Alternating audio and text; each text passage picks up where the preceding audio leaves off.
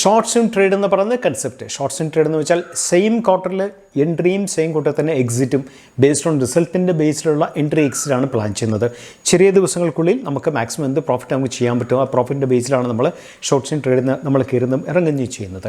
So ഈ ഒരു കൺസെപ്റ്റിൻ്റെ പുറത്തുള്ള എൻ്റെ 28 days of mentorship by May 2nd week start ചെയ്യുവാണ്. ബേസിക്കലി ഇതിൻ്റെ അകത്തുള്ള കാര്യം 28 ഡേയ്സിൽ നമ്മൾ ആഡ് ചെയ്യുന്ന കാര്യങ്ങൾ എന്തെല്ലാണെന്ന് വെച്ചാൽ ആദ്യത്തെ 6 ദിവസം strong and deep fund analysis, that means multi bagger pick, എങ്ങനെയാണ് ഇമ്പാക്ട്ഫുൾ റിസൾട്ട് നമ്മൾ അനലൈസ് ചെയ്യുന്നത്, എങ്ങനെയാണ് ഫണ്ടയിലെ കുറച്ച് സീക്രറ്റ്സ് നമ്മൾ അനലൈസ് ചെയ്യുന്നത്, എങ്ങനെയാണ് ക്വാർട്ടർ റിസൾട്ട് നമ്മൾ കമ്പയർ ചെയ്ത് അനലൈസ് ചെയ്യുന്നത്, credit reports, mutual funds holding, കുറേ കാര്യങ്ങൾ നമുക്ക് അനലൈസ് ചെയ്യാനുണ്ട്. അതിനുശേഷമുള്ള ബാക്കിയുള്ള 22 ഡേയ്സ് എന്ന് പറയുന്നത് ബിഹേവിയർ പാറ്റേണും ടെക്നിക്കൽ അനാലിസുമാണ് നമ്മൾ പഠിക്കുന്നത്. ബേസിക്കലി നമ്മൾ പ്രൈസ് ആക്ഷൻ ട്രേഡാണ്, പ്രൈസ് ആക്ഷൻ ബേസ്ഡ് ആയിട്ടുള്ള സീക്രറ്റ്സും അതിൻ്റെ സിഗ്നിഫിക്കൻസുമാണ് നമ്മൾ ബേസിക്കലി ഫോക്കസ്ഡ് ആയിട്ടുള്ളത്. ഒബ്സർവേഷനാണ് നമ്മൾ ബേസിക്കലി നമ്മുടെ മീഡിയം. ഒബ്സർവേഷനിൽ നിന്ന് നമ്മൾ ഇൻഫറൻസിലേക്ക് മാറും. അതിനുവേണ്ടിയുള്ള കാര്യങ്ങളാണ് നമ്മൾ 28 ഡേയ്സ് ഓഫ് മെൻറ്റർഷിപ്പ് നമ്മൾ പഠിക്കുന്നത്. സോ ഈ വരുന്ന മെയ് മാസം 2nd വീക്കിലാണ് നമ്മുടെ next 28 days of session start ചെയ്യുന്നത്. സോ നിങ്ങൾക്ക് താല്പര്യമുണ്ടെങ്കിൽ prosip23@gmail.com നിങ്ങൾ മെയിൽ ചെയ്താൽ ഞാൻ തീർച്ചയായും നിങ്ങൾക്ക് ഡീറ്റെയിൽ അയച്ചു തരുന്നതായിരിക്കും. US Producer Prices Data, that means PPI data എന്ന് പറയും.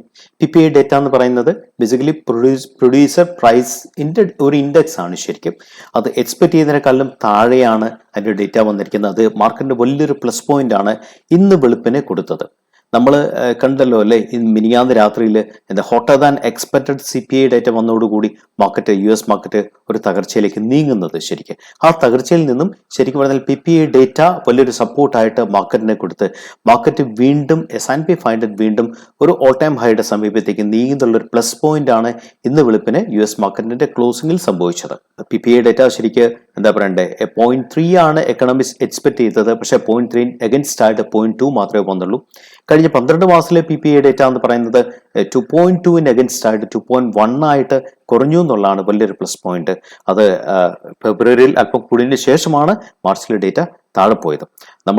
മിനിയാന്ന് നമ്മൾ കണ്ടല്ലോ CPI ഡേറ്റ, അത് consumer price index data expect ചെയ്യുന്നതിനേക്കാളും കൂടുതൽ വന്നുകൊണ്ട് അത് ശരിക്കും പറഞ്ഞാൽ മാർക്കറ്റിനെ വല്ലാതെ തകർത്തൊരു കാഴ്ചയാണ് നമ്മൾ കണ്ടത്. കോർ ഇൻഫ്ലേഷൻ എന്ന് പറയുന്നത് 0.3 നിന്നും 0.4 മാർച്ചിൽ മാറി എന്ന് പറയുന്നത് ഒരു പ്രൈസ് കട്ടൊക്കെ ഒരു എന്താ ഇൻട്രസ്റ്റ് കട്ടൊക്കെ എക്സ്പെക്ട് ചെയ്ത മാർക്കറ്റിന് ഒരു അപ്രതീക്ഷിതമായിട്ടുള്ള ഒരു തിരിച്ചടി ആയിരുന്നു മിനിങ്ങാന്ന് രാത്രിയിൽ. നാച്ചുറലി മാർക്കറ്റ്സ് വലിയൊരു പ്രഷറിലാണ് മിനിങ്ങാന്ന്. ദാറ്റ് മീൻസ് ഇന്നലെ രാവിലെ ക്ലോസ് ചെയ്തത്. പക്ഷേ ഇന്ന് PPI ഡേറ്റ വന്നതിന് ശേഷം മാർക്കറ്റിനെ ഏറ്റവും കൂടുതൽ സപ്പോർട്ട് ചെയ്ത ടെക് സ്റ്റോക്സ് ആണ്. നാസ്ഡാക്ക് ആണ് സപ്പോർട്ട് ചെയ്തത്. ശരിക്കും നാസ്ഡാക്കിന്റെ സപ്പോർട്ടിൽ S&P 500 38 പോയിന്റ് കയറിയാണ് ക്ലോസ് ചെയ്തത്. നാസ്ഡാക്കിൽ എക്സലന്റ് ബ്രേക്ക്ഔട്ട് ആണ് നാസ്ഡാക്ക് ചാർട്ട്സ് കാണിച്ചിരിക്കുന്നത്. ബേസിക്കലി ടെക് സ്റ്റോക്സ് ആണ് നാസ്ഡാക്കിൽ പൊസിഷൻ ചെയ്തിരിക്കുന്നത്. അതുകൊണ്ട് തന്നെ ഇന്ത്യയിലും ഇന്ന് ടെക് സ്റ്റോക്സ് എങ്ങനെയാണ് റെസ്പോണ്ട് ചെയ്യുന്നുള്ളത് വളരെ ഇൻട്രസ്റ്റിംഗ് ആയിട്ടുള്ള കാര്യമാണ്. ബ്രേക്ക്ഔട്ട് മാത്രമല്ല, ബ്രേക്ക്ഔട്ട് ക്യാൻഡിലിൽ സ്ട്രോങ് ആയിരുന്നു, ബ്രേക്ക്ഔട്ടിന്റെ സ്ട്രോങ് വോളിയം ഉണ്ടായിരുന്നു. നാസ്ഡാക്ക് ക്ലോസ് ചെയ്ത് 271 പോയിന്റ് അപ്പായിട്ടാണ് ക്ലോസ് ചെയ്തത്. അത് വലിയ സപ്പോർട്ടീവ് പോയിന്റ് ആണ്. ശരിക്കും S&P 500 നാസ്ഡാക്കിന്റെ ആ ഒരു കുതിപ്പിലാണ് S&P 500 തിരിച്ച് വീണ്ടും 38 പോയിന്റ് പ്ലസ് ആയിട്ട് ക്ലോസ് ചെയ്യാൻ സാധിച്ചത് ഇന്ന് വെളുപ്പിനെ. നമ്മൾ അടുത്ത് പറയുന്നത് കറക്ഷനിൽ മ്യൂച്വൽ ഫണ്ട്സ് മേടിച്ച ഏതാനും സ്മോൾ ക്യാപ്പുകളെ കുറിച്ചുള്ള ഡീറ്റെയിൽ ആണ്. സ്മോൾ ക്യാപ്പ് മാത്രമല്ല മിഡ് ക്യാപ്പ് ഉണ്ട്. സ്മോൾ ക്യാപ്പിനെ കുറിച്ച് നമുക്ക് ആദ്യം സ്റ്റാർട്ട് ചെയ്യാം.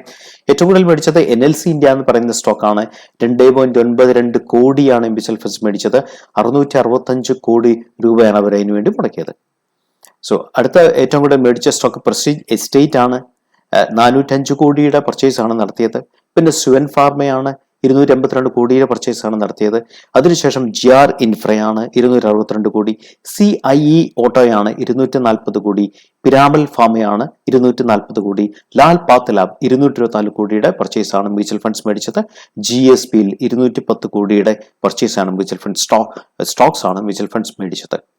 അത് മിഡ് ക്യാപ്പ് വരാൻ നേരത്ത് ഏറ്റവും കൂടുതൽ ബൈ നടന്നത് മദർസണിലാണ് 856 കോടി, സെയിലിൽ 447 കോടി, കാനറ ബാങ്കിൽ 603 കോടി, സ്റ്റാർ ഹെൽത്തിൽ 480 കോടി, മാക്സ് ഹെൽത്തിൽ 447 കോടി, ഓറോ ഫാമിൽ 347 കോടി.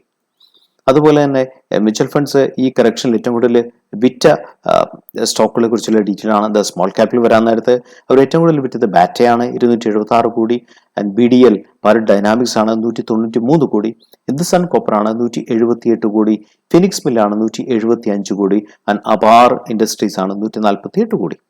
അതുപോലെ തന്നെ മിഡ് ക്യാപ്സിൽ ഏറ്റവും കൂടുതൽ കറക്ഷനിൽ മ്യൂച്വൽ ഫണ്ട്സ് വിറ്റത് ലൂപ്പിനാണ് 468 കോടി, PB ഫിൻടെക് ആണ് 439 കോടി, ജിൻഡാൽ സ്റ്റീൽ ആണ് 434 കോടി, കുമിൻസ് ആണ് അടുത്തത് 343 കോടി, ടാറ്റ കമ്മ്യൂണിക്കേഷൻ ആണ് 292 കോടി, മാക്സ് ഫിനാൻഷ്യൽസ് 287 കോടി. നമ്മുടെ ഇന്നത്തെ ബസിംഗ് സ്റ്റോക്സ് ആണ്. ഫസ്റ്റ് ഇൻഡിഗോ ആണ്, രണ്ടാമത് NNDC സ്റ്റീൽ ആണ്, 3 ഡാറ്റ പാരൻസ് ആണ്, 4 ഭാരത് ബിജിലിയാണ്. കുറച്ച് ഫിനാൻഷ്യൽ ന്യൂസ് ആണ്. ADB ഇന്ത്യയുടെ ഫിനാൻഷ്യൽ 25 GDP ഗ്രോത്ത് അത് 7% ആണ് ഫോർകാസ്റ്റ് ചെയ്തിരിക്കുന്നത്. അതിന്റെ ഏറ്റവും വലിയ സപ്പോർട്ടീവ് ഫാക്ടർ എന്ന് വെച്ചാൽ റോബസ് ക്യാപിറ്റൽ എക്സ്പെൻഡിച്ചർ ആണ്, റോബസ് എക്സ്പാൻഷൻ ക്യാപെക്സ് ആണ് അതിന് ബേസിക് ആയിട്ടുള്ള റീസൺ ആയിട്ട് അവർ പറഞ്ഞിരിക്കുന്നത്. മെട്രോപോളിസ് ഹെൽത്തിന്റെ Q4 ബിസിനസ് അപ്ഡേറ്റ് വന്നിട്ടുണ്ട്. റവന്യൂ അപ്പ് ബൈ 15% ആണ്. That's A very good thing. Finance ministry PSU ബാങ്ക്സിനോട് എന്താ പറയണ്ടത്, പബ്ലിക് ഷെയർ ഹോൾഡിംഗ് 25% ആക്കാൻ ബൈ ഓഗസ്റ്റ് 1 കൂടി 25% ആക്കാൻ ഓൾറെഡി ഓർഡർ ചെയ്തിട്ടുണ്ട്. 5 ഫിനാൻസ് ബാങ്ക്സിനോട് പറഞ്ഞിട്ടുള്ളത്. UK bank, PSB, central bank, Mahabank and IOB. JLR ഇന്ത്യയുടെ സെയിൽസ്, എക്സലന്റ് സെയിൽസ് ഡേറ്റയാണ് JLR ഇന്ത്യ തന്നിരിക്കുന്നത്. March retail sales up by 43% ആണ് YOY വന്നിരിക്കുന്നത്. അത് നമ്മൾ നോക്കാൻ നേരത്ത് ഹോൾ ഫിനാൻഷ്യൽ ഇയറിൽ 81% ഗ്രോത്ത് ആണ് കൊടുത്തിരിക്കുന്നത്. റോബസ്റ്റ് ഗ്രോത്ത് ആണ് JLR ഇന്ത്യ കൊടുത്തിരിക്കുന്നത്.